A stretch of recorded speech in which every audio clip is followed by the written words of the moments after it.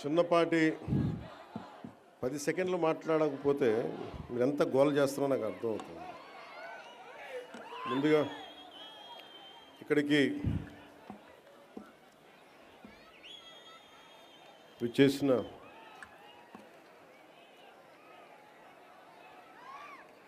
మా ఆడపడుచులకి, అక్క చెల్లెళ్ళకి, మహిళలకి, యువతకి, యువకులకి, జనసేన నాయకులకి, తెలుగుదేశం నాయకులకి, భారతీయ జనతా పార్టీ నాయకులకి, జన సైనికులకి, జనసేన వీర మహిళలకి, తెలుగు మహిళకి, తెలుగు యువతకి, భారతీయ జనతా పార్టీ యువ మోర్చా మహిళా శక్తికి నా హృదయపూర్వక నమస్కారాలు. నాకు పని చేయడం తప్ప విజయం గురించి తెలియని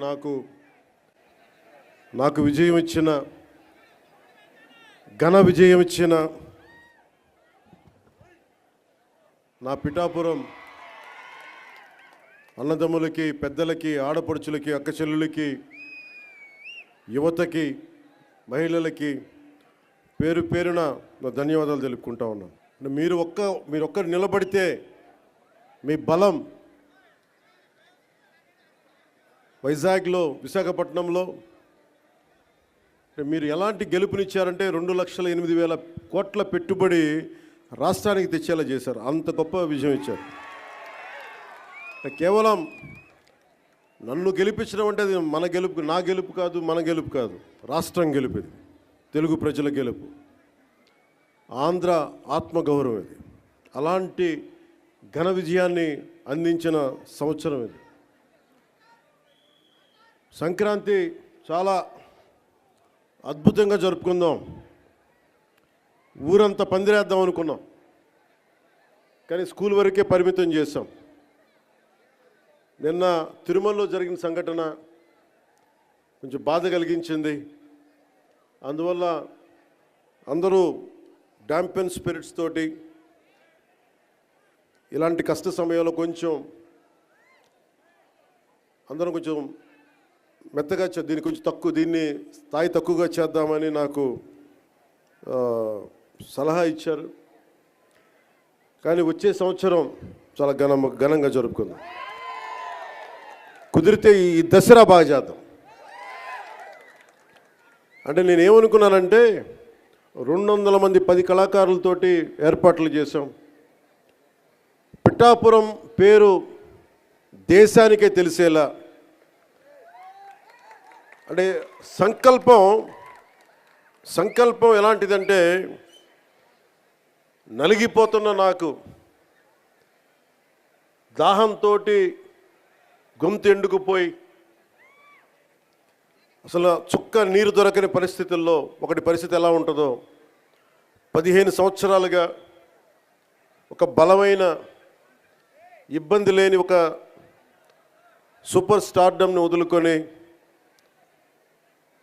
నాకు ఇష్టమైన నా ప్రజలు, నా అన్నదమ్ముల కోసం 1.5 దశాబ్దం తర్వాత ఫలితం ఆశించకుండా చేశాను పోరాటం. కానీ దెబ్బలు తగిలినాయి, ఇబ్బంది పడ్డా.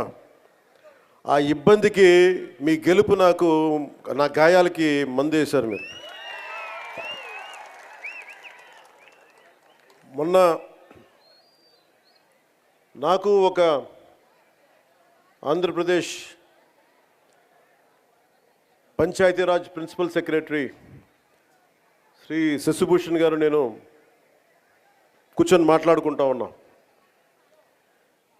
ఎందుకు పల్లె పండుగ కానీ, ఎందుకు ఈ గోకులాలు కానీ, ఈ రోడ్లు కానీ, పంచాయతీ రోడ్లు కానీ, పంచాయతీ నిధులు ఎందుకు మొత్తం 100% ప్రజలకు చెందేలా ఎందుకు పనిచేయాలని మాట్లాడుతూ, భవిష్యత్తులో జల్ జీవన్ మిషన్ ఎలా ఉండాలి, ఇలాంటి విధానాల మీద అన్నీ మాట్లాడుతూ శశిభూషణ్ గారిని ఒకటే కోరాను. మేము 10 సంవత్సరాల పైన, దశాబ్దంగా మాకు రాష్ట్రం లేకుండా పోయింది, రాజధాని లేకుండా పోయింది. అందుకని మేము కమిటెడ్గా ఉన్నాం. మేము ఇలాంటి రాష్ట్రానికి నేను మీ నుంచి కోరుకుంది ఒకటే, మీరు మనస్ఫూర్తిగా మీరు సహకరించమని ప్రతి అధికారిని కోరుకున్నాను అని ఆ సందర్భంలో ఒక విషయం తెలియజేశాను. అది కూడా ఎందుకైందంటే అంత 2 రోజుల ముందే కడపలో, ఉమ్మడి కడప ప్రస్తుతం అన్నమయ్య జిల్లాలో ఒక ఎంపీడీఓ మీద గత ప్రభుత్వ నాయకులు దాడి చేస్తే ఆ ఎంపీడీఓ గారు జవహర్ గారిని పరామర్శించడానికి వెళ్ళాను. వెళ్ళి వారితో మాట్లాడా, వారికి ధైర్యం చెప్పాం. ఆ నేపథ్యంలో నేను శశిభూషణ్ గారికి ఏం తెలియజేశానంటే, నేను ఎందుకు ఇంత తపన పడతానంటే సార్, మా నాన్న నాకు అధికారులు అంటే మీరు నమ్ముతారో లేదో నాకు తెలియదు, ఇది నేను శశిభూషణ్ గారికి చెప్పాను. మా నాన్న ఒక పోలీస్ కానిస్టేబుల్గా ఉద్యోగం ప్రారంభించిన మా నాన్న ఒక అసిస్టెంట్ ఎక్సైజ్ సూపరింటెండెంట్గా రిటైర్డ్ అయ్యారు సార్. ఇది ఆంధ్రప్రదేశ్ ప్రభుత్వం జీతాలతోటి బతికిన కుటుంబాలు మాయి. నేను రుణం తీర్చుకోవాలి, నా ఆంధ్రాకి, నా దేశంకి రుణం తీర్చుకోవాలి. ఎందుకంటే ఇంత కోట్ల మంది ప్రజలు ట్యాక్సులు కట్టి మా నాన్న ఉద్యోగం చేసే డబ్బులు వస్తే ఆ డబ్బులతో పెరిగినోడిని, ఆ జీతంతో పెరిగినోడిని, నేను రుణగ్రస్తుడిని ఈ నేలకి. అందువల్ల ఎంపీడీఓ గారి మీద దాడి జరిగితే నేను ఒకటే అనుకున్నాను సార్, మా నాన్న ఒక ప్రభుత్వ ఉద్యోగి, మా నాన్న మీద దాడి జరిగితే ఒక కొడుకు ఎలా స్పందిస్తాడు, అలా స్పందించే సార్ ఎంపీడీఓ గారి మీద దాడి చేస్తే.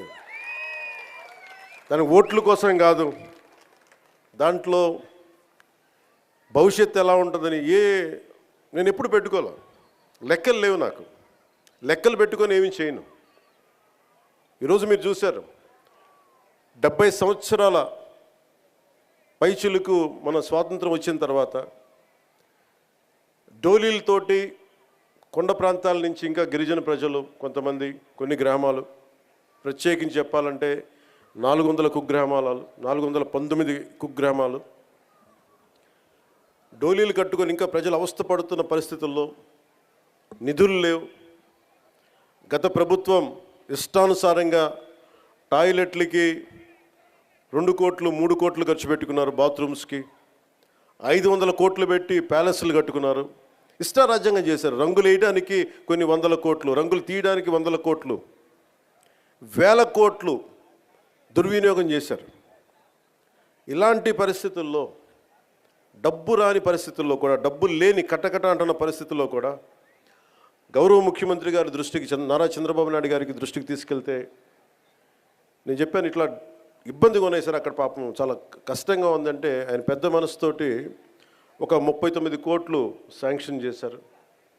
అలాగే మనందరం గర్వించే మన ప్రీతం ప్రధాని శ్రీ నరేంద్ర మోదీ గారు కేంద్రం నుంచి వచ్చిన నిధులతోటి కలిపి 70 సంవత్సరాల ఈ పాలనలో, 5 సంవత్సరాల దుష్ట పాలనలో వాళ్ళు మర్చిపోయారు. అంటే ఓట్ల కోసం బుగ్గలు నిమరటం, తలకాయలు నిమరటం ఇవి కాదు. కష్టం ఉన్నప్పుడు పక్కన ఉండాలి. అధికారుల మీద దాడి చేయకపోవటం, వ్యవస్థల్ని బలోపేతం చేయటం. అందుకని ఈ రోజున రోడ్డు పడింది అంటే, మీరు పిఠాపురంలో గెలిపిస్తే ఆ గెలిచిన వ్యక్తి రోడ్లు లేని వాళ్ళకి రోడ్లు చేయడానికి ఎంతమంది సహకారంతో, ఇది నా ఒక్కడిది అని చెప్పట్లా, అంటే ఒకటి పూనుకోవాలి. Politics is a thankless job, ఎవరు గుర్తుపెట్టుకోరు. మరుపు మానవ సహజం. ఇన్ని కోట్ల డబ్బు ఉంటుంది సినిమాల్లో, ఇవన్నీ వదులుకొని ఎందుకురా సుఖానం ఉన్న ప్రాణం దుఃఖాన్ని పెట్టుకుంటాం మా అమ్మ అంటూ ఉంటుంది. నాకు ఎప్పుడు దుఃఖం అనిపించలేదు, నాకు చాలా సంతోషం అనిపించింది. చెప్పులు లేకుండా మట్టిలో నడిస్తే, రోడ్లు బహిర్భూమి అంతా నిండిపోయి మలమూత్రాదాలతో నిండిపోయి అలాంటి రోడ్ల మీద నడిస్తే నాకు సగటు మనిషి కష్టం, సగటు మనిషి బాధ, వాళ్ళ అవసరాలు నాకు తెలుసు. దాంట్లో నేను సుఖం చూశాను. అలాంటి వ్యక్తికి మీరు అండగా ఉన్నందుకు నా జన్మాంతం మీకు రుణపడి ఉంటాను. వేదికని అలంకరించిన శ్రీ తంగిళ్ళ ఉదయ్ శ్రీనివాస్ గారు, గౌరవ పార్లమెంట్ సభ్యులు, శ్రీ శశిభూషణ్ గారు, principal secretary Panchayati Raj and rural development, Shrimati Varuvula Satyaprabha గారు, ఎమ్మెల్యే ప్రతిపాడు, శ్రీ తోటా సుధీర్ గారు, చైర్మన్ సివిల్ సప్లైస్ కార్పొరేషన్, అలాగే ఎస్విఎస్ వర్మ గారు, Shri M Krishnateja, director Panchayati Raj and rural development, Burra Krishnaraju గారు, అలాగే ఏదైనా ఒక పని చెప్తే ఆగ మేఘాల మీద యంత్రాంగానంతా ముందుకు తీసుకెళ్ళే మన ప్రీతమ కలెక్టర్ శ్రీ షణ్ముఖ్ గారు, అలాగే ఎస్పీ పాటిల్ గారికి మనస్ఫూర్తిగా నా హృదయపూర్వక నమస్కారాలు.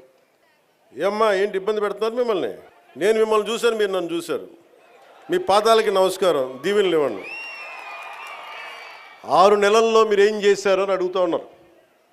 తృప్తి లేదంటే వీళ్ళకి, గత ప్రభుత్వం నడిపిన పెద్ద మనుషులందరికీ. చాలా చిన్న ఉదాహరణ చెప్తాను, మనకి వాళ్ళకి తేడా ఏంటని. 5 సంవత్సరాల్లో వాళ్ళు 268 గోకులాలు నిర్మించారు. 5 సంవత్సరాలు. మన వచ్చిన 6 నెలల్లో 12,500 గోకులాలు నిర్మించాము.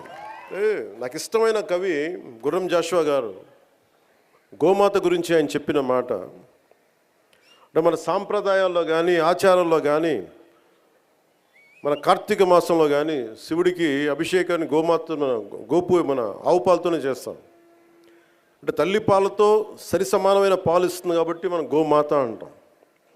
ఇది గుర్రం జాషువా గారు చెప్పింది గోమాతను ఉద్దేశించి. నీ నుంచి వచ్చే పాలలో వెన్న వస్తుందని తెలుసుకున్నాను, కానీ నీ మనసే వెన్న సుమ,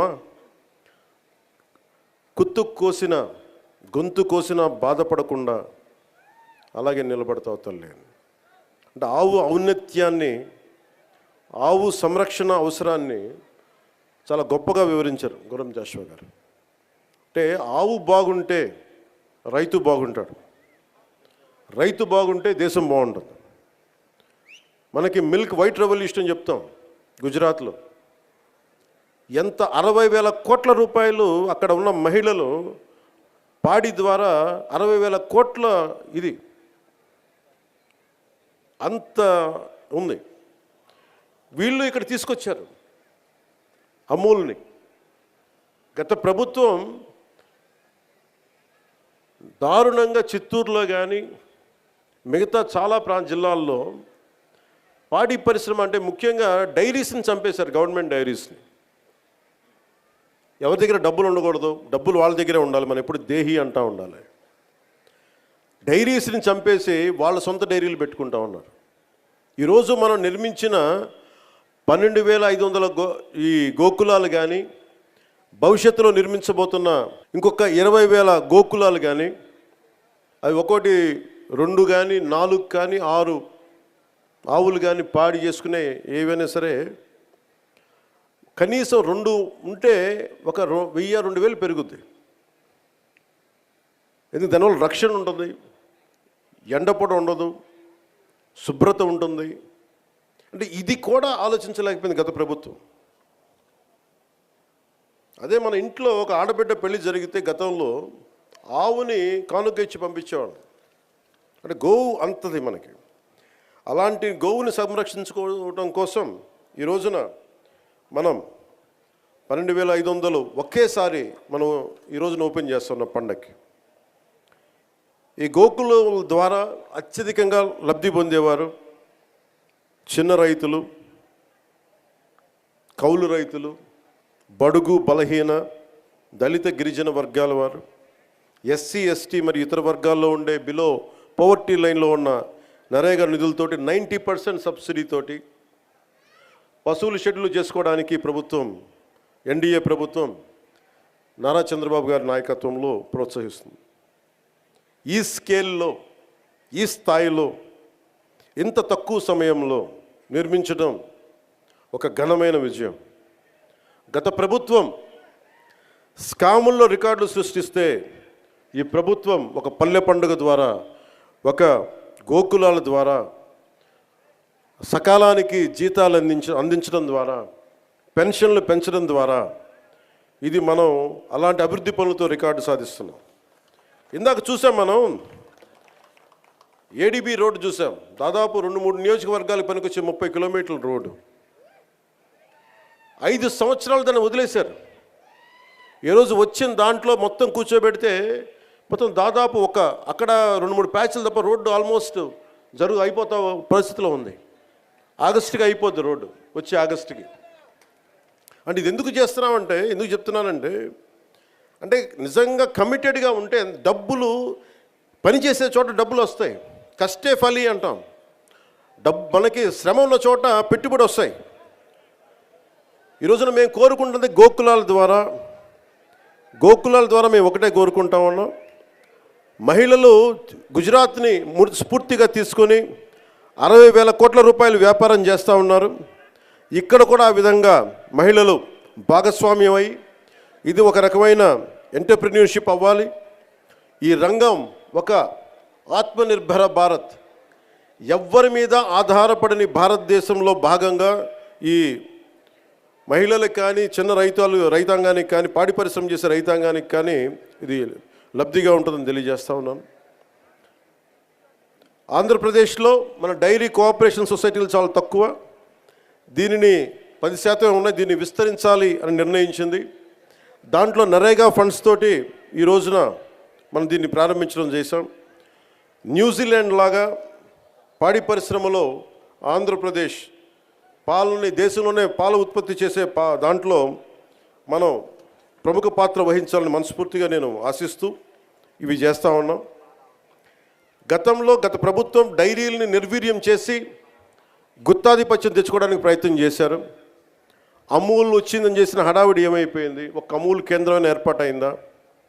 అందుకని ఇవన్నీ వదిలేసి రైతుల ఆదాయం రెట్టింపు అవ్వాలనే దీర్ఘకాలిక ఉద్దేశంతో ఈ గోకులాల పథకం 2వ దశ క్షీర విప్లవం దశగా అడుగులు వేస్తూ ఉన్నాం. మహాత్మా గాంధీ జాతీయ ఉపాధి హామీ పథకం కింద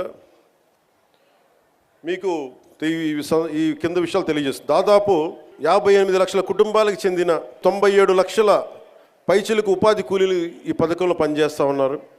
ఈ ఆర్థిక సంవత్సరంలో 5,193 కోట్ల రూపాయలు ఉపాధి కూలీలకి చెల్లించాం. ఇంకా ఏదైనా బాకీ ఉంది అంటే 2 కోట్ల మట్టుకే ఉంది. అంటే 5,193 కోట్ల రూపాయలు చెల్లించాం ఉపాధి కూలీలకి. ఈ పథకం కింద కూలీలకి పని కల్పించడంతో పాటు సుస్థిర ఆస్తుల్ని కల్పిస్తూ ఉన్నాం. చట్టంలో చెప్పిన విధంగా ఆగస్టు 23వ తేదీన గతంలో ఎన్నడూ లేని విధంగా రాష్ట్ర వ్యాప్తంగా ఒకే రోజు 13,326 గ్రామ పంచాయతీలో గ్రామ సభలు ఏర్పాటు చేశాం. ప్రపంచ రికార్డు సృష్టించాం. ఈ గ్రామ సభల ద్వారా 4,500 కోట్ల విలువగల పనులకి అనుమతి తీసుకున్నాం. మన ప్రభుత్వం సుస్థిర ఆస్తుల కల్పన, గ్రామీణ మౌలిక సదుపాయాల అభివృద్ధి కట్టుబడి ఉంది. వాటిలో భాగంగా 22,500 గోకులాలు, 3,500 కిలోమీటర్ల సీసీ రోడ్లని మనం మంజూరు చేశాం. పల్లె పండుగ వారోత్సవాల్లో భాగంగా అక్టోబర్ 14 నుంచి 20 వరకు మంత్రులు, ఎమ్మెల్యేలు, ప్రజాప్రతినిధులు అందరూ కలిసి అభివృద్ధి పనులు భూమి పూజ చేశాం. ఈ 3 నెలల్లోనే మనం 12,500 గోకులాలు పూర్తి చేశాం. ఈ షెడ్లను పూర్తి చేయడం వల్ల దాదాపు 50,000 పశువులు ఆరోగ్యకరమైన వాతావరణంలో ఉంటాయి. దీనివల్ల, ఈ పరిశుభ్రమైన వాతావరణం వల్ల ప్రతి రైతుకి నెలకి 2 లీటర్లు పెరిగితే ప్రతి రైతుకి నెలకి అదనంగా ఇంకొక 10 నుంచి 12,000 అదనపు ఆదాయాన్ని పొందుతారు. ఈ నెలాఖరికి మొత్తం 22,000 పైచిలకు గోకులాల పనులు పూర్తవుతాయి. ఈ ఆర్థిక సంవత్సరంలో 38,986 చిన్న సన్నకారు రైతులకు చెందిన 63,385 ఎకరాల్లో పండ్ల తోటల పెంపకాన్ని పనులు చేపట్టాం. మరి ఈ ఆర్థిక సంవత్సరంలో 1,00,000 ఫామ్ పాండ్స్ నిర్మించడానికి ఒక ప్లానింగ్తో ముందుకెళ్తా ఉన్నాం. వ్యవసాయం అనుబంధ పనులపై దృష్టి సారించాం. అందులో భాగంగా వ్యవసాయ చెరువులు కానీ, పశువుల షెడ్లు కానీ, పండ్ల తోటల పెంపకం కానీ, భూసార సంరక్షణ, కందకాలు మొదలైన పనులు చేపడతా ఉన్నాం. గ్రామ పంచాయతీ వారీగా ఈ 6 నెలల్లో సాధ్యమయ్యే మరియు చేయదగిన వ్యవసాయ అనుబంధ పనులన్నిటికీ ప్రణాళికలు తయారు చేసి సిద్ధంగా ఉంచుకున్నాం. ఫీల్డ్ అసిస్టెంట్స్కి వారి సామర్థ్యాన్ని పెంచడానికి ప్రతి జిల్లాలో శిక్షణా కార్యక్రమాలు మొదలుపెట్టాం. ఫీల్డ్ అసిస్టెంట్స్కి కావాల్సిన లక్ష్యాలకి అందుకోవాల్సిన లక్ష్యాలు సంబంధించిన పనులు కానీ అందుబాటులో ఉంచాం. 6 నెలల్లో పనులు పూర్తి చేయడానికి ప్రణాళికలు సిద్ధం చేశాం. నాణ్యత, జవాబుదారీతనమే ప్రభుత్వం మొదటి బాధ్యత. సగటు కూలీ రేటు మెరుగుపరచడానికి, నకిలీ మస్టర్లు లేకుండా చేయడానికి రాష్ట్ర స్థాయి మరియు జిల్లా స్థాయిలో వేతన పర్యవేక్షణ కమిటీలని ఏర్పాటు చేశాం. ఈ పథకంకు నిజంగా స్ఫూర్తితో తీసుకెళ్ళడానికి, తప్పులు జరగకుండా ఒక ఫ్లయింగ్ స్క్వాడ్ను కూడా ఏర్పాటు చేసుకున్నాం. ఒకసారి మనం చేసిన పనులు నేను వ్యక్తిగతంగా ఎప్పుడు చెప్పుకోను, చాలా సహాయాలు చేశాను, నేను ఎప్పుడు చెప్పుకోను. కానీ పాలిటిక్స్కి వచ్చేటప్పటికి మనం ఏమి చేయాలో చెప్పడం చాలా అవసరం. లేదంటే గత ప్రభుత్వంలో గాల్లో మొత్తం నైవేద్యాలు పెట్టి మనకు వడ్డించినట్టు చూపించారు. అలా కాకుండా నిజంగా సంక్రాంతి తాలూకు స్ఫూర్తి అవన్నీ మేము చేయడానికి ముందుకు తీసుకెళ్తా ఉన్నాం. అంటే ఇంత చేశాం అనుక్షణం, ఎందుకంటే మనకి ప్రతి 3 నెలలకి అభివృద్ధి ఏంటని చెప్పాలి కదా. దాంట్లో భాగంగానే మనస్ఫూర్తిగా ఇంత అభివృద్ధి సాధించాం. ఈ రోజున నిన్న చాలా కలిసివేసింది నాకు. అంటే ఎందుకు చెప్తున్నాను ఇదంటే, జవాబుదారీతనం. నేను ఓట్లు అడిగినప్పుడు మిమ్మల్ని నేను అకౌంటబిలిటీ చూపిస్తానని చెప్పాను. జవాబుదారీతనం, ప్రతిదానికి బాధ్యత తీసుకుంటామని. నిన్న తిరుమలలో జరిగిన సంఘటన, అది మన తొలి సంక్రాంతి పండగ ముందు జరగడం చాలా బాధ కలిగించింది. వైకుంఠ ఏకాదశి రోజున 6 నిండు ప్రాణాలు కోల్పోవడం బాధ కలిగించింది. 39 మంది గాయపడ్డారు. మనసు చాలా క్షోభించింది. పండగల వాతావరణం, పండుగలు చేసుకునే తక్కువ, కానీ సంక్రాంతి నాకు ఎదురు చూసేది మన గోమాతల్ని పూజ చేయడానికి. కనుమ రోజు ఎదురు చూస్తాను నేను, వాటి పూజ చేయడానికి కోసం ఎదురు చూస్తూ ఉంటాను. అలాంటి పరిస్థితుల్లో ఈ సంఘటన జరగటం, చాలా ఉత్సాహంగా జరుపుకునే పండుగ నాకు వ్యక్తిగతంగా, ఈ గోమాత కోసం చేసే పండుగలు కాబట్టి నాకు నేను చాలా బాధ కలిగింది. నేను వెళ్ళి పరామర్శించవచ్చు, వచ్చేయచ్చు. మీరందరూ ఎన్డీఏకి, చంద్రబాబు గారి నాయకత్వంలో మీరు నమ్మి ఓట్లు వేశారు. బాధ్యత వచ్చినప్పుడు ఎవరి మీద నెట్టలేదు. మీ వల్ల జరిగింది, మా వల్ల జరిగింది అని. తప్పు ఎవరి వల్ల జరిగినా మేమందరం ప్రభుత్వంలో భాగస్వామ్యం కాబట్టి మనస్ఫూర్తిగా నిన్న దేశాన్ని క్షమాపణలు అడిగాను జరిగిన తప్పుకి. ఇది దేనికి క్షమాపణలు అడగాలి అంటే, collective responsibility. Leadership is all about collective responsibility. పంచాయతీరాజ్లో తప్పులు జరిగితే అది మా అందరి సమిష్టి బాధ్యత. నా దగ్గర నుంచి ఆఖరిగా ఉండే మన గ్రామాల్లో ఉండే వరకు, ఫీల్డ్ అసిస్టెంట్ వరకు తప్పుది. ఎవరు తప్పు చేసినా బాధ్యత తీసుకోవాలి. ఈ సంక్రాంతి సీజన్ మనకి రాబోతున్నది. కొంత మనసు కావాలి. ఏం మాట్లాడాలి ఒకటి నేను చెప్పాను, ఇవన్నీ చేశాను. కానీ ప్రతిసారి నిన్న ముఖ్యంగా యువతకి నా విన్నపం, నా విజ్ఞాపన, ఎక్కడ ఎలా స్పందించాలి అనేది మీరు చాలా ఆలోచించాలి. చావు సమయంలో కూడా, ప్రమాదమైన సమయాల్లో కూడా నేను వస్తే సినిమా పేర్లు కానీ, కేరింతలు కానీ, ఒకళ్ళు చావుకి వెళ్ళాం మనం, ఒకళ్ళు దెబ్బలు తిన్నారు, చనిపోయారు. ఇలాంటి సమయంలో కూడా మనం కూర్చొని కేరింతలు, అరుపులతో ఉంటే భావ్యమా లేదా అనేది ప్రతి ఒక్కరు ఆలోచించాలి. పోలీస్కి కొన్నిసార్లు సహకరించాలి మీరు. అంటే ఎవరి బాధ్యత కనుక వాళ్ళు సవ్యంగా నిర్వర్తిస్తే ఒత్తిడి తగ్గుద్ది.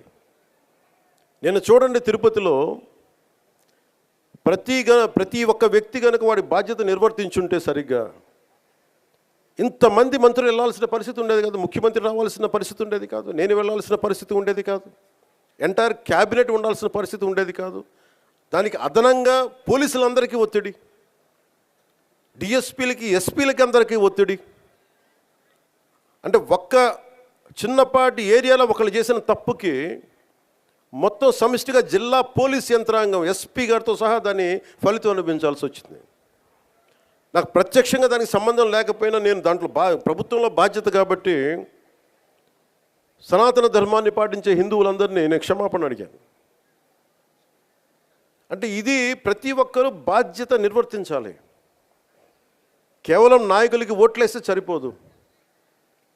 ప్రతి ఒక్క ప్రజాప్రతినిధి కానీ, అధికారి కానీ, ఉద్యోగి కానీ ఎవరి బాధ్యతలు వాళ్ళు నిర్వర్తించాలి. లేకపోతే మటుకు ఇలాంటి దుర్ఘటనలే వస్తాయి, అభివృద్ధి ముందుకెళ్తుంది. అలాగే గత ప్రభుత్వంలో అలవాటైపోయి కొంతమంది, ప్రత్యేకించి కొంతమంది అధికారులకి పనిచేయడం మానేశారు, నిర్లక్ష్యంగా ఉండటం ఉన్నారు. అధికారికి పార్టీ పట్ల, ఏ పార్టీ అయినా సరే, జనసేన కాదు, తెలుగుదేశం కాదు, భారతీయ జనతా పార్టీ కాదు, గతంలో ఉన్న పార్టీ కూడా కాదు, your loyalty is for the people. మీరు రాజ్యాంగానికే మీరు కట్టుబడి ఉండండి. మేము ప్రత్యేకించి ఫేవర్స్ ఏమి అడగం. నేను ప్రతిసారి కలెక్టర్ గారికి కానీ, ఎస్పీ గారికి కానీ నేను ఒకటే చెప్పాను, మీరు నాకు ప్రత్యేకించి ఏం చేయకండి అన్న. కనీసం మీరు మాకు చేయాల్సింది న్యాయం అందరికీ జరిగేలా చూడండి అని చెప్పాను. మా వాళ్ళు శిక్షిస్తే, తప్పు చేస్తే మాకు కూడా బాధ్యత ఏర్పడని చెప్పాను. ఎందుకంటే నేనే స్వయంగా అసెంబ్లీలో నేనే చెప్పాను, తప్పు చేస్తే నన్ను కూడా శిక్షించమని. అలాంటిది మీరు మా వాళ్ళు రక్షించమని నేను అడగట్లే, కానీ రాజ్యాంగం ఇచ్చిన విధుల్ని సంపూర్ణంగా పరిరక్షించమని నేను మనస్ఫూర్తిగా అడుగుతూ ఉన్నాను. అంటే ఇది ముఖ్యంగా మన పిఠాపురంకి సంబంధించి మీ అందరి దృష్టికి తీసుకొస్తా ఉన్నా. నేను మొన్నదాకా జిల్లాలు తిరుగుతాను, ప్రతి జిల్లా కేంద్రాలకు వెళ్తాను, అనుకున్న 26 జిల్లాలకు వెళ్తాను అనుకున్నాను. నేను చాలా పెద్ద మనసుతో వచ్చాను, గొడ్డు చాకిరీ చేయడానికి వచ్చాను ఇక్కడికి. సో ముందు పిఠాపురంతో మొదలు పెట్టాలని అనుకున్నాను. అంటే నేను ముందు నాకు ఉద్దానంతో ప్రారంభించాం కాబట్టి శ్రీకాకుళంకి వెళ్దామా, లేదంటే భయంతో ఉండే, ఎంతసేపు భయం గుప్పిట్లో ఉండే కొన్ని రాయలసీమ జిల్లాలకు వెళ్దామా, ఇట్లా అన్నీ ఆలోచిస్తాను. ఒకటే అనిపించింది, ముందు ఇంటిని శుభ్రపరచుకున్న తర్వాత బయటికి వెళ్ళనిపించింది. అందుకని నేను నాకున్న స్థలంలోనే ఇక్కడ నేను సిమెంట్ ఇళ్లలో కూడా నేను అక్కడ నాకు షెడ్లు వేసుకొని ఉంటానని చెప్పాను. ఇప్పుడు ఇందాక చెప్తున్నాను పేషి అందరికీ, నేను కొన్న స్థలంలో షెడ్లు వేసుకొని 14 రోజులు ముందు అవసరమైతే ఎక్కువ ఇక్కడే ఉండి మన పిఠాపురం ఉన్న ప్రతి గ్రామానికి వెళ్ళి, మన 53, 54 గ్రామాలు, ప్రతి మండలం నేను వచ్చి స్వయంగా నాకు ప్రతి ఒక్కరు తెలియాలి నాకు. అందుకని నేను నాకు అదే కావాలి, మన ఇద్దరు కూడా. రోగి అదే కోరుకున్నాడు, వైద్యుడు అదే ఇచ్చాడండి. అలా మీకు అదే కావాలి, నాకు అదే కావాలి.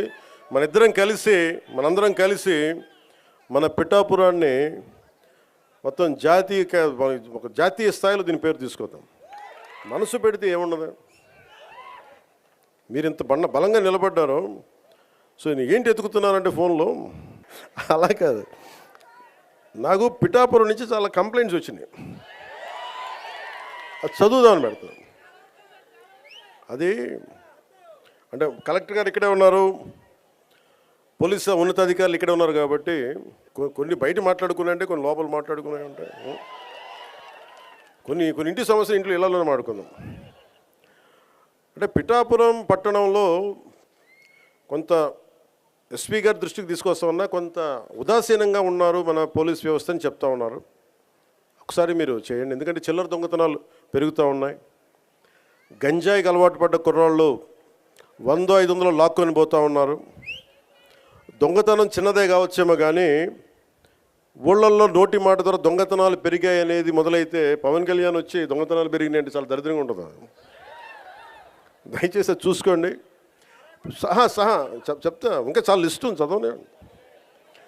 పిఠాపురం పట్టణంలో రథాలపేట, ఇందిరానగర్, అగ్రహారం ప్రాంతాల్లో గంజాయి వాడకం పెరిగినది ఉంది. అవునమ్మా.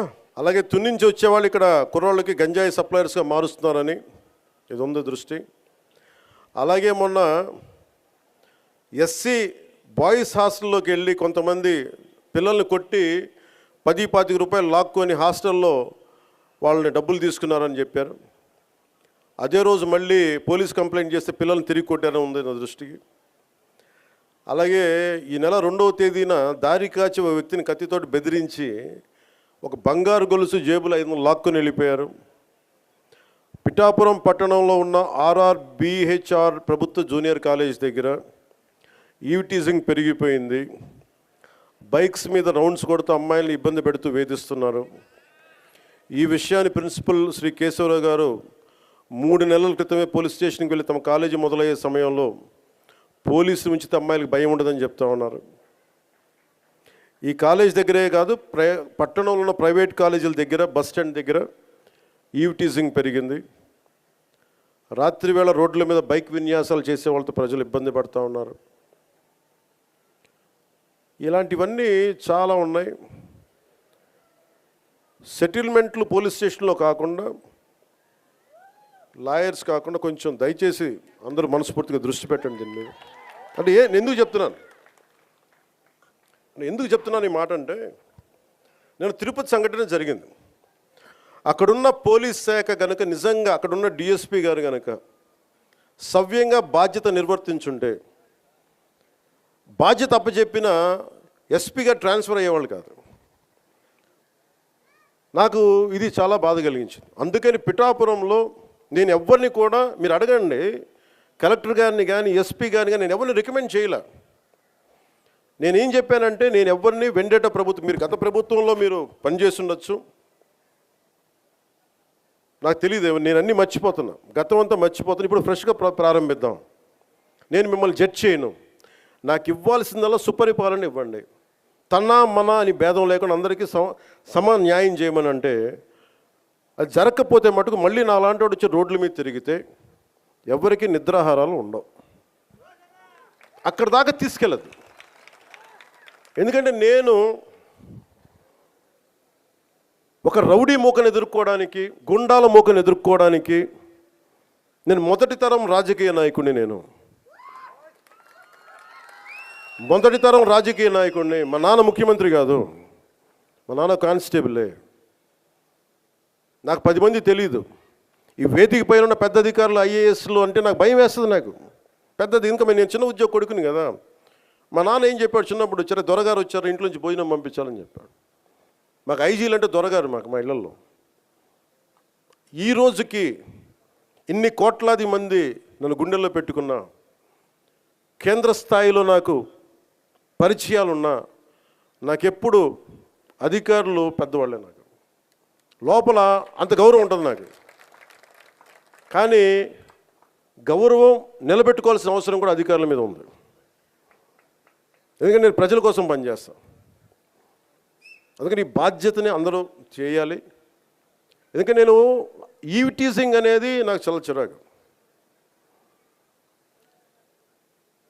నిస్సహాయ స్థితిలో ఉన్న ఆడపిల్లల్ని వేధించడం అనేది మగతనం కాదు. అది మీరు మగతనం కావాలంటే జిమ్నాస్టిక్స్కి వెళ్ళండి. మీరు మగతనం ప్రూవ్ చేయాలంటే దేశం కోసం ఒళ్ళుంచి ఆర్మీలో జాయిన్ అవ్వండి. ఆడపిల్లల్ని ఏడిపించి అది మగతనం అంటే తొక్కి నారత్తిస్తాం, పిచ్చ వేషాలు వేస్తాం. ఎందుకంటే ప్రతి ఇంట్లో ఆడపిల్లలు ఉన్నారు. తల్లి లేకుండా మనుగడ లేదు సృష్టిలో. మీరు ఆడబిడ్డలకి, పోలీస్ శాఖ కూడా నేను చాలా బలంగా చెప్తా ఉన్నాను, ఇంకొకసారి నాకు ఈవ్టీజింగ్ అనేది నాకు కనిపించకూడదు పిఠాపురంలో. This is my directive. ఎందుకంటే నా నియోజకవర్గాన్ని నేను సవ్యంగా చేసుకోలేనప్పుడు, నా నియోజకవర్గాన్ని నేను సరిగ్గా కాపాడుకోలేను, నా డిప్యూటీ ముఖ్యమంత్రి పదవి దేనికి, అధికారులు ఉండడం దేనికి? నేను చాలా స్పష్టంగా ఉన్నాను ఈ విషయంలో. వీళ్ళను కొడితే క్రిమినల్స్కి కాస్ట్ లేదు, గుర్తుపెట్టుకోండి. తప్పులు చేసి కులాల వెనక దాక్కుంటే బయటికి తీసుకొస్తాం, గుర్తుపెట్టుకో. కులాల వెనక దాక్కోకండి. వాళ్ళు క్రిమినల్స్కి కులం లేదు, ప్రజాప్రతినిధులకి కులం లేదు. We are very clear about it. చాలా స్పష్టంగా ఉన్నాను దాని మీద. ఈయన్ని కొడితే మాకు ఓట్లు పోతాయి. ఇప్పుడు నేను అధికారులందరికీ చెప్తా ఉన్నాను, సార్ ఈయన అరెస్ట్ చేస్తే ఓట్లు పోతాయి. ఎందుకు ఓట్లు పోతాయి? ఎవరు వెనకేసుకొస్తారు వీళ్ళని? నేనైతే వెనకేసుకురాను, మా కూటమిలో ఉన్న నాయకులు ఎవరు వెనకేసుకురారు, ఒకళ్ళు వెనకేసుకొస్తే సరిదిద్దుతాం. అంతేకాని నిస్సహాయంగా పవన్ కళ్యాణ్ బిడ్డలు బాగానే ఉంటారు, వాళ్ళు నాన్న రక్షించుకోగలరు. ఒక సగటు మనిషి, సగటు క్లర్క్, సగటు క్లాస్ 4 ఎంప్లాయ్, వాళ్ళని కదా సంరక్షించాల్సింది మనం. విఐపి ట్రీట్మెంట్ ఆగాలి ఇక్కడ, సగటు కామన్ మ్యాన్ ట్రీట్మెంట్ పెరగాలి. అది తిరుమలలో కావచ్చు, సగటు జీవితంలో కావచ్చు. ఇలా కాకుండా కూర్చోబెట్టి పోలీస్ 6 నెలల హనీమూన్ పీరియడ్ అయిపోయింది. హనీమూన్ పీరియడ్ అయిపోయింది అందరికీ, నాతో సహా. నాకు కూడా ఇంక లెర్నింగ్ కూర్చోబెట్టి రివ్యూస్ అని వదిలేసాను. నేను నుంచో చోట రివ్యూ చేస్తాను, అవసరమైన చోట నిలబడతాం, కానీ రాష్ట్రం అంతా తిరుగుతాం, మన పిఠాపురంతో మొదలు పెట్టుకొని. మీరు నన్ను నమ్మి గెలిపించారు, మీరు నన్ను, నేను మీకు నిలబడతాను, గుర్తుపెట్టుకోండి. మీరు నాకు ప్రోగ్రెస్ ఇవ్వండి, నాకు నేను మళ్ళీ పని చేసే ఓట్లు అడుగుతాను. కానీ ఈ లోపల మటుకు నాకు మీరు జేజేలు కొట్టండి, ఆటోగ్రాఫ్లో నేను ఇవ్వకపోవచ్చేమో, కానీ మీకు పని అయితే ఉళ్ళు ఉంచి పనిచేస్తాను. మీరు మొత్తం 5 సంవత్సరాల పాలన అయిన తర్వాత ఇంకొకసారి ఇతనికి ఎమ్మెల్యేగా అవకాశం వచ్చింది ఇవ్వండి, లేదు నువ్వు మాకు నచ్చలేదు వదిలేయండి.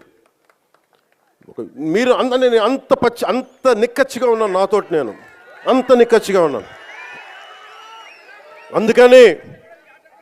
అందుకని నేను చాలా స్పష్టంగా ఉన్నాను. 15 ఏళ్ల తక్కువ కాకుండా అలయన్స్ ఉండాలని మనస్ఫూర్తిగా నేను ఆ శక్తిపీఠాన్ని ఆనేసి చెప్తా ఉన్నాను. కానీ అధికార యంత్రాంగం నాకు మీ సహకారం కావాలి. నేను గవర్నమెంట్ ఎంప్లాయ్ కొడుకునే, లేట్ గవర్నమెంట్ ఎంప్లాయ్ కొడుకుని, నేను కష్టాలు నాకు తెలుసు. జీతాలు రాకపోతే స్కూల్లో నుంచి బయటికి పంపించేసిన సంఘటనలు కూడా ఉన్నాయి, నాకు అవి తెలుసు. నాకు కరెక్ట్గా కూర్చోబెట్టి 1వ తారీఖు జీతాలు రావు, 7కో 8కో వస్తే స్కూల్ నుంచి పంపించేసేవాళ్ళు నన్ను. అవి కూడా చాలా సందర్భాలు జరిగినాయి. నా కష్టాలు తెలియదని చెప్పకండి ఎవరు, నా కష్టాలు తెలుసు. అందుకే నిన్న ఎందుకు తగ్గి మాట్లాడతానంటే కష్టాలు తెలిసిన వాడిని కాబట్టి. నాకు అధికారం అలంకారం కాదు, అధికారం బాధ్యత నాకు.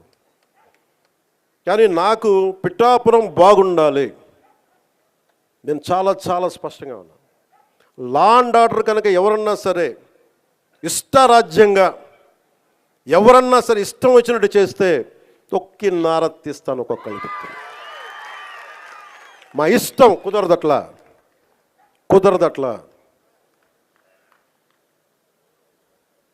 ఇది చాలా జాగ్రత్తగా ఉండాలి. ఇది నేను తెగించి వచ్చాను రాజకీయాల్లో, గుర్తుపెట్టుకోండి. గుండాలకి చంపేస్తానంటారు నన్ను. మొన్న అడవుల్లోకి వెళ్ళాలంటే నక్సలైట్లు మందు పాత్రలు పెడతారంటే పెడితే పెట్టండి, పేలిపోతాను, కానీ నేను ఆపను నడక. అంత తెగించున్నాను, నేను గుర్తుపెట్టుకోండి. ఎందుకంటే నేను అభివృద్ధి కావాలి. పోలీస్ వ్యవస్థ ఏం చెప్తారు, సార్ అక్కడ వెళ్తే మీరు మందు పాత్రలు ఉంటాయి, ఇబ్బంది పెడతారు, భయపెడతారు. భయపడేవాడిని రాజకీయాల్లోకి రాకూడదు, మంచి చేయాలని వచ్చాను, నాకు భయం లేదు నాకు. అంటే ఇంత తెగించిన వాడిని ఆకు రౌడీలు కానీ చిల్లర వేషాలు వేసేవాళ్ళు కానీ నేను భయపడతానా? అందుకని చాలా జాగ్రత్తగా ఆలోచించి అందరూ దయచేసి మసలండి. ఎందుకంటే నేను తెగించానంటే మటుకు ఇంకెవరు తెగించరు, అంత పిచ్చగా తెగిస్తాను నేను. ఎందుకంటే నేను నిన్న ఎందుకు క్షమాపణ చెప్పాలి, ఎందుకు క్షమాపణ చెప్పాలి? నేను బాధ్యత అడిగాను, మీ ఓట్లు అడిగాను నేను. తిరుమల డైరెక్ట్గా నాకు సంబంధం లేకపోవచ్చు, కానీ నేను దాంట్లో భాగస్వామ్యం ప్రభుత్వంలో. మీరు నారా చంద్రబాబు గారు గెలవకపోయినా, నేను గెలవకపోయినా, 164 మంది ఎమ్మెల్యేలు గెలవకపోయినా టీటీడీ బోర్డు ఎక్కడి నుంచి వస్తుంది? చైర్మన్ ఎలా నియమితం అవుతాడు? ఆయన ఈఓ ఎలా నియమితం అవుతారు? ఈఓ ఎలా నియమితులు అవుతారు? మేము గెలిస్తేనే మీరు, అది ఎక్కడి నుంచి వచ్చింది మాకు గెలుపు? మీరిస్తే. అందుకు మీకు నేను క్షమాపణలు చెప్పాను. నేను కోరుకునేది ఒకటే, ఎప్పుడో చెయ్యని తప్పుకి జపాన్ లాంటి దేశంలో ప్రధానమంత్రి ఆయన పుట్టక ముందు జరిగిన తప్పుకి ఆయన పార్లమెంట్లో క్షమాపణలు చెప్పాడు. మనం నేర్చుకోవాల్సింది అది. వాళ్ళు చేయకపోయినా 3 తరాల ముందు తప్పు చేసినా క్షమాపణలు చెప్పారు. నేను ఈ రోజున అడుగుతుంది, టీటీడీ బోర్డు పాలక మండలి చైర్మన్ గారు కానీ, సభ్యులు కానీ, ఈఓ కానీ, ఏఈఓ కానీ మీరు ప్రెస్ మీట్ పెట్టి క్షమాపణలు చెప్పండి. నేను క్షమాపణలు చెప్పినప్పుడు మీకు క్షమాపణలు చెప్పడానికి నామోషి ఏంటి? బాధ్యత తీసుకోండి, బాధ్యత తీసుకోవాలి. ఇది చాలా బాధ కలిగించేది. మాకు సంబంధం లేదంటే ఎట్లా? నా తప్పు కాదంటే రాజు 7 చేపలు కదలా, మరి ఎవరు చేస్తారు ఇది? నాకేం సరదా నాకు క్షమాపణలు చెప్పడం? నేను దోషిగా నిలబడాలా ఇలాంటి సంఘటనలో? అందుకని ఎందుకు నేను డ్యాంపెన్ చేశాను, ఎందుకు తగ్గించాను సంక్రాంతి సంబరాలంటే, వాళ్ళు ఎంత గొప్పవాళ్ళంటే చనిపోయిన 6 మంది వారి కుటుంబ సభ్యులు దేవుడు పట్టుకెళ్ళిపోయాడు అంటున్నారు. 36 మంది గాయపడితే ప్రతి ఒక్కరిని పేరు పేరున పరామర్శిస్తే అందరూ కూడా నలిగిపోయి 100 మంది మీద పడిపోయారు. ఎంత ఉంటుంది ఒక ఆడపడుచు మీద పడిపోతే, పెద్ద ఆవిడ మీద పడిపోతే? తమిళనాడు నుంచి వచ్చారు. ఎలా ఉందమ్మా మీకంటే, కడవలు పాత్రికాంగయ్యా, కడవలు వెళ్ళి దేవుడు బయటికి తీసుకొచ్చాడు మమ్మల్ని అంటా ఉన్నారు. ఎంత పెద్ద మనసుతోటి సరిగ్గా చూసుకోలేదయ్యా మమ్మల్ని, కానీ ఏం చేస్తాం, మా కర్మ ఇలా కాలిందని. అది దేశం తాలూకు దౌర్భాగ్యం. ప్రజలు ఇంత బాధ్యత ఇప్పుడు కష్టం వచ్చినప్పుడు ఎంత అద్భుతంగా చెప్పారంటే నాకు కన్నీళ్ళు వచ్చినాయి. నాకు నిన్న కరిగిపోయాను నేను. వీళ్ళకి క్షమాపణలు చెప్పదు ఇంకెవరికి క్షమాపణలు చెప్తాం? ఏఈఓ కానీ, ఏఈఓ వెంకయ్య చౌదరి గారు కానీ, ఈఓ శ్యామలరావు గారు కానీ, చైర్మన్ బిఆర్ నాయుడు గారు కానీ, టీటీడీ బోర్డు సభ్యులు, పాలకా మండలి సభ్యులు అందరూ కానీ, మీరందరూ వచ్చి ఒక్కొక్క వ్యక్తి గురించి కథ వింటప్పుడు మీకు బాధ అర్థమవుతుంది. క్షమాపణలు చెప్పండి. మీరు క్షమాపణలు చెప్పి తీరాలి, వేరే దారి లేదు మీకు. మీరు క్షమాపణలు చెప్పడం వల్ల పోయిన ప్రాణాలు తిరిగి రావు, కానీ కనీసం ప్రజలు మిమ్మల్ని చూస్తూ ఉన్నారు. అది మటుకు జ్ఞాపకం పెట్టుకొని అందరూ తగ్గి క్షమాపణలు చెప్పండి. చాలా అవసరం ఇది. ఎందుకంటే ఈరోజు రాష్ట్రం మొత్తం, దేశం మొత్తం మీరు చేసిన తప్పుకి సంబరాలు జరుపుకోవడానికి ఆలోచిస్తూ ఉన్నారు. 4 లక్షల మంది ప్రజలు గరుడోత్సవాలకు వస్తే క్రౌడ్ మేనేజ్మెంట్ చేయగలిగేవాళ్ళు, అక్కడ చేయలే. 2500 మంది. చాలా బాధ అనిపించింది. Lack of management, crowd management లేక, ఎవరిని ఎంతమందిని కూర్చోబెట్టాలి ఈ ఆలోచన లేక, అది కానిస్టేబుల్స్గా దగ్గర నుంచి అధికారులు, ఎస్ఐలు, సిఐలు, 1100 మంది పైచిలకు పోలీసు. దురదృష్టం జరిగిపోయింది. సో నేను ఈ సందర్భంలో నేను ఒక కొత్త ప్రయాణం మొదలు పెడుతున్నాను. 6 నెలల తర్వాత ప్రతి జిల్లాకి వస్తాను. అది మనం పిఠాపురంతో మొదలు పెడుతున్నాను. ప్రతి గ్రామం, మన ఉప్పాడ దగ్గర నుంచి మత్స్యకార గ్రామాలు కావచ్చు, ప్రతి గ్రామం నేను వెళ్ళి కనుక్కొని, ఎందుకంటే నేను పనిచేయడానికి వచ్చాను మీకోసం. నేను నాయకులందరినీ కలుపుకెళ్తాను. అది వర్మ గారు కావచ్చు, కృష్ణరాజు గారు కావచ్చు, ప్రతి ఒక్కరు, మా జనసేన నాయకులు కావచ్చు, పేరు పేరున నేను చాలా బాధ్యతగా ఉంటాను. ఇంత పని చేసేవాడిని అది గొడవ పెట్టుకోవాలంటే నేను వెనకండి, అది కూడా గుర్తుపెట్టుకోండి. నాకు అంత తెగింపు ఉండదు. మీరు అడవుల్లోకి వెళ్ళడానికి భయపడతారు. నాకు బిడ్డలు, నా 4 బిడ్డలు. పోవడానికి నాకు చాలా కోట్ల సంపాదన ఉంది, కెరీర్ ఉంది నాకు. ఇవన్నీ వదిలి నేను అడవుల్లోకి వెళ్ళి మందు పాత్రలు ఉంటాయా లేదా అని భయంతో ఎందుకు వెళ్ళాలి నేను? నాకు ఇష్టం అంత ప్రజలంటే, ప్రేమ నాకు. ఎంతసేపు కూర్చొని శ్రీశ్రీ కవితలు చదివి, బాలగంగాధర్ కవితలు చదివి అవి ఉటంకించడానికి నేను ఒక స్టేజ్ మీద, నేను కవిని కాదు, నేను పనిచేసేవాడిని. విప్లవకారుడు రాజకీయ నాయకుడు అయితే ఎలా ఉంటుంది, ఇలాగే ఉంటుంది. విప్లవకారుడు తుపాకీ పట్టుకోకుండా ఓటు నమ్మితే ఎలా ఉంటుంది, ఇలాగే ఉంటుంది. నా డబ్బు మీద మమకారం లేదు, పేరు మీద ఇష్టం లేదు, బాధ్యతే ఉంది నాకు. అందుకని నాతో ప్రేమ అయినా సరే, గొడవ అయినా సరే, రెండింటికి నేను సిద్ధం. అందుకని దయచేసి నేను డబ్బుకి ఆశపడో, పేరుకి ఆశపడో, నాకు భగవంతుడు కావాల్సినంత పేరు ఇచ్చాడు, అవసరమైనంత డబ్బు ఇచ్చాడు. నేను కోరుకుందల్లా మా నాన్న కష్టం చూశాను. నిజాయితీగా ఉంటే ఒక వ్యక్తి ఎలా నలిగిపోతాడో నేను చూశాను. పడలేక అవినీతితోటి సెలవులు పెట్టేవాడు మా నాన్న, ఆయన కష్టం చూశాను. మొత్తం అవినీతిమయం అయిపోయింది కాదంటలా. కానీ అవినీతిమయంలో కూడా ఎంతో కొంత చిన్నపాటి తక్కువ అవినీతి చేయించే పరిస్థితిలో ఆలోచిస్తాం తప్ప అవినీతి నిర్మూలించలేం. నేను అదే కోరుకుంటా ఉన్నాను, బాధ్యతగా ఉండాలి. అందుకని నేను మీ అందరికీ పేరు పేరున సంక్రాంతి శుభాకాంక్షలు చెప్పడానికి మనసు రావట్లేదు. మీరు ఆనందంగా ఉండాలి ఈ శుభ సందర్భంలో మనస్ఫూర్తిగా కోరుకుంటూ, నాకు ముఖ్యమంత్రి గారికి, గౌరవ ముఖ్యమంత్రి గారికి, శ్రీ నారా చంద్రబాబు నాయుడు గారికి చాలా అద్భుతంగా ఆయన సహకారం అందిస్తూ ఉన్నారు. వారికి నా ధన్యవాదాలు తెలియజేస్తూ ఉన్నాను. 2,08,000 కోట్ల పెట్టుబడిని మాకు ఇచ్చినందుకు ప్రధానమంత్రి శ్రీ నరేంద్ర మోదీ గారికి మనస్ఫూర్తిగా నా ధన్యవాదాలు. భారతీయ జనతా పార్టీ కార్యకర్తలకి, నాయకులకి, మహిళలకి, తెలుగుదేశం పార్టీ నాయకులకి, మహిళలకి, కార్యకర్తలకి, జన సైనికులకి, వీర మహిళలకి, ప్రతి ఒక్కరికి పేరు పేరున నా హృదయపూర్వక ధన్యవాదాలు. మీ అందరికీ శుభాకాంక్షలు తెలియజేసుకుంటూ మరోమారు అధికార యంత్రాంగం అందరికీ కూడా మనస్ఫూర్తిగా ధన్యవాదాలు తెలియజేసుకుంటూ ఉన్నాను. పిఠాపురం నుంచి చాలా అర్జీలు వచ్చినాయి. దాదాపు వచ్చిన అర్జీల్లో ప్రతిదీ పరిష్కరించాం. కొన్ని పరిష్కారం గురవ్వాలంటే కొన్ని లీగల్ సమస్యలు, కొన్ని ఏమో వాళ్ళు వ్యక్తిగతంగా చేసిన అప్పులు, అవన్నీ మనల్ని అడుగుతూ ఉన్నారు. ఇలాంటివి కాకుండా సగటు మనకి ఏవైతే కష్టాలు ఉన్నాయో మనకి ఫండ్స్ అన్నిటి దగ్గర నుంచి, నా వ్యక్తిగత ఫండ్స్ దగ్గర నుంచి ఇచ్చాను. ఇవన్నీ కింద పేషీ నుంచి ఎవరైనా వెళ్ళి వాళ్ళతో మాట్లాడి అర్జీ అంటే తీసుకోండి.